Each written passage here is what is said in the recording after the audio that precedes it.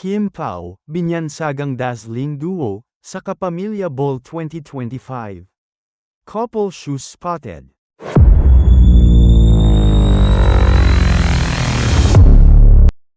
Nagbunyi na naman ang Kim Polandia sa kanilang bagong dalulo tungkol sa pagiging malapit sa isa't isa ng mga idol nila na sina Kim Chiu at Paolo Avellino. Nabuhayan na naman ng loob ang mga solid nang makitang magkasabay ang dalawa sa nakaraang ABS-CBN Ball 2025. Sa paniniwala ng marami, natatanging si Kim lang ang naging date ni Paolo sa nasabing annual fundraising ball event, mula nang dumalo ang kapamilya sa ganitong formal event taon-taon. Ang pinakahuli ay ang kanyang ex-jowa na maraming taon na ang nakakaraan. Kahit alam ng marami na dahil buong-buo ang Kim Pao love team, ang pagbalandra ni Paolo ay isang maliwanag na pag-asa sa inaasam nilang tunay na love story sa dalawa. At I Love Kim Pao, first time na may actress kasama si Paolo sa red carpet ng ball. And only the second time na may partner siya sa red carpet. The first time was with his non-showbiz ex. At Claw Wanri, for the record sa ilang years na ni Pao na attend ng ball, sa jowa lang niya talaga siya nakikipag-partner, true. Mababasa ang comments ng mga supporter na loves daw kasi ni Paolo si Kim. At ganoon din naman si Kim kay Paolo. May ilan namang kinumpirma na agad na totoo ang tandem ng dalawa kahit wala pang inaamin ang dalawa.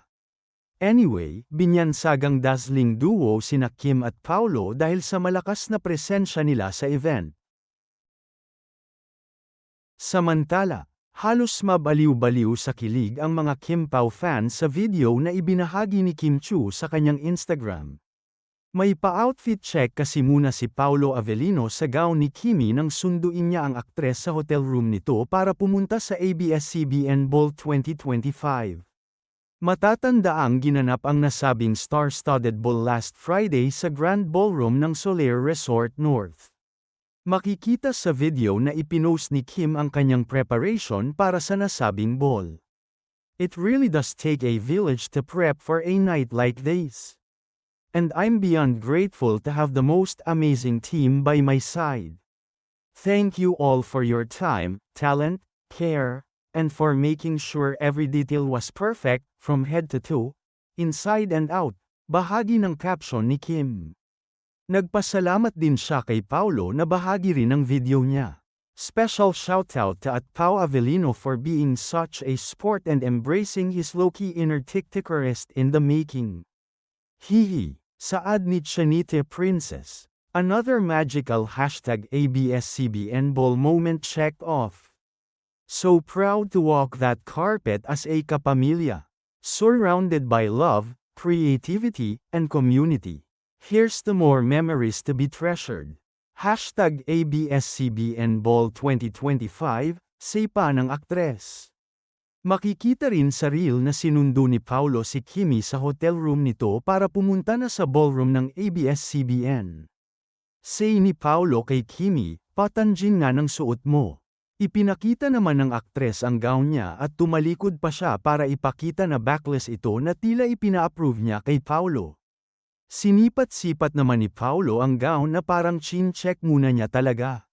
Mukhang approved naman kay Paolo ang backless gown dahil ang sumunod na eksena ay magkasama na silang pumunta ni Kimi sa ballroom.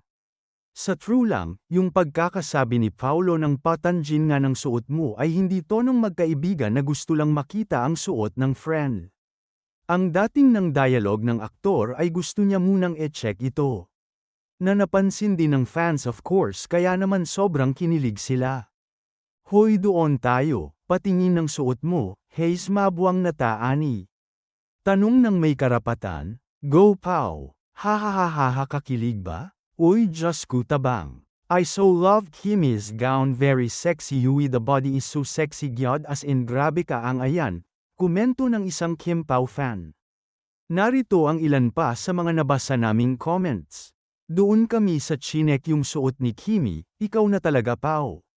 Doon ako sa patingin nga suot mo wa Kim Pao. Yung patingin ng suot talaga narinig ko kay Pao ha.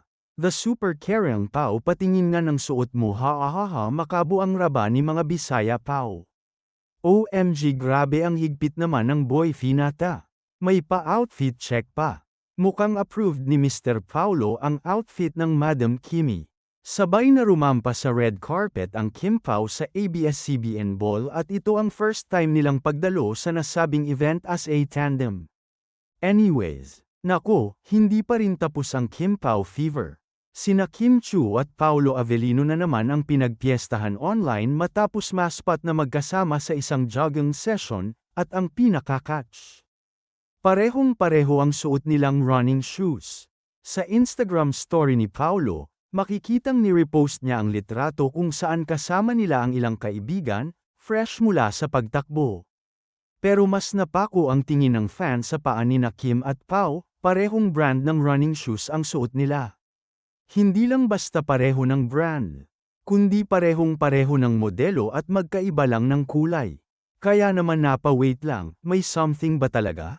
Ang mga netizen. Sabi naman ni BYX Almisen, ang brand and style na yun ng running shoes na suot ng Kim Pao ay nagkakahalaga raw ng €280 bawat pair, ha?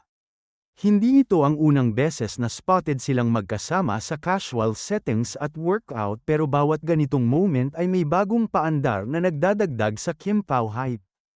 At ngayong showing pa rin ang pelikula nilang My Love Will Make You Disappear. Lalong uminit ang usap-usapan tungkol sa real score nila sa likod ng kamera.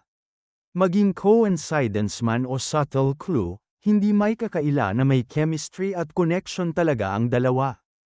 At kung sapatos pa lang ang basehan ng closeness, paano pa kung matching outfits na next time? O baka naman matching hearts na rin. Kaya para sa mga Kim Pao shippers, ituloy lang ang layag. Dahil habang walang inaamin, lahat ay pwedeng maging confirmation.